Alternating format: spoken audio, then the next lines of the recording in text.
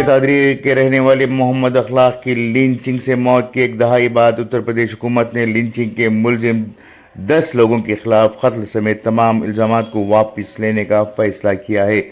بتا دیں کہ گوتم بدھ نگر کے دادری علاقے کے گاؤں کے رہنے والے محمد اخلاق کا قتل 28 ستمبر 2015 کو بھیڑ نے مبینہ طور پر صرف اس شبے میں پیٹ کر کیا تھا کہ انہوں نے اپنے گھر میں گائے کا گوشت رکھا ہوا ہے۔ پولیس نے اخلاق قتل کیس کے سلسلے میں کل 18 افراد کو گرفتار کیا تھا، جن میں مائنر بھی شامل تھے۔ ساتھ ہی معاملے کے 181 صفحات پر مشتمل دستاویزات، جس میں 4 صفحات کی چارج شیٹ اور 177 صفحات کی کیس ڈائری کے مطابق نابالغ ملزم کو ستمبر 2016 میں رہا کر دیا گیا تھا۔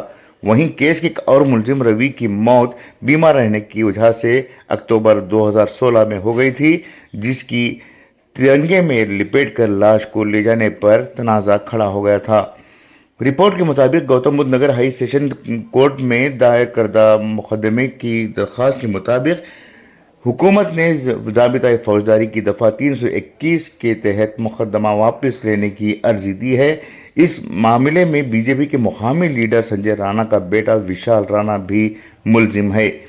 ملزمان پر تعزیرات ہند کی متعدد دفعہ کے تحت مختلف مقدمات درج کیے گئے ہیں، جس میں 302 قتل، 307 قتل کی کوشش، 323 ارادہ کر کے تکلیف پہنچانا، 504 جان بوجھ کر توہین کرنا اور 506 مجرمانہ دھمکی شامل ہیں۔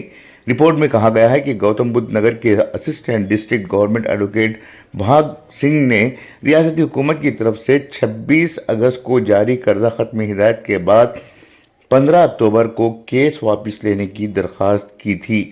درخواست میں کہا گیا ہے کہ اتر پردیش کے گورنر نے استخاذہ واپس لینے کی تحریری منظوری دی ہے اور حکومت کی اس موقف کو دہرایا ہے کہ اخلاق کے گھر سے برآمد ہونے والا گوشت کی شناخت سرکاری لیبارٹری کے مطابق گائے کا گوشت ہے۔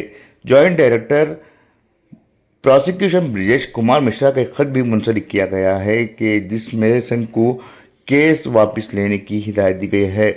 غور طلب بات یہ ہے کہ محمد اخلاق کی موت کے بعد ملک بھر میں مختلف مقامات پر احتجاجات ہوئے، جس کا اہم عنوان ناٹ ان مائی نیم کے نام پر احتجاجات کیے گئے تھے۔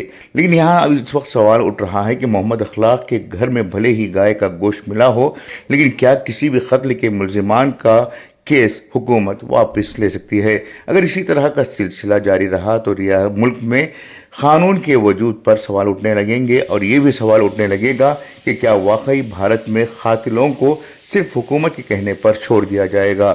بیورو رپورٹ، انقلاب نیوز، دادری۔